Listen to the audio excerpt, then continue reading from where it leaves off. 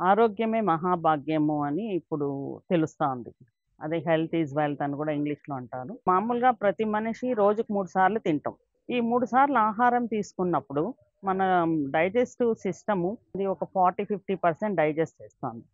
మిగతా సగభాగమంతా స్టమక్‌లోనే ఉండిపోతాంది. ఇది మీకు తెలుసు.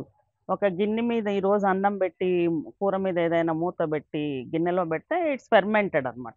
The same thing happened inside your stomach. ఇప్పుడు ఆ విధంగా ఫెర్మెంటేషన్ జరిగి ఏమవుతుంది? బాక్టీరియా డెవలప్ అవుతుంది.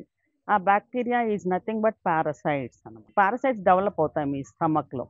ఇంతకుముందు ఆయుర్వేదం ప్రకారము స్టమక్‌ను ప్రతి నెలకొకసారో ఏదో డీటాక్స్ చేసుకునేవాళ్ళు. కానీ ఇప్పుడు మనం ఎవరు డీటాక్స్ చేసుకోవటం లేదు. మరలా మరలా మనం హై గ్లైసెమిక్ ఇండెక్స్ ఉన్నటువంటి ఫుడ్స్ తింటున్నాం కాబట్టి లోపల ఇంకా ఇంకా పారసైట్స్ డెవలప్ అవుతాయి.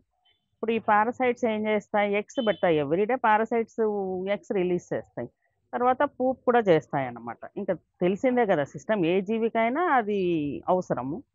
కాబట్టి ఇవి ఒకరోజు పారాసైట్స్ కొన్ని డెవలప్ అయితే, ఆ పారాసైట్ నుంచి మోర్ పారాసైట్స్ డెవలప్ అవుతాయి స్టమక్‌లో.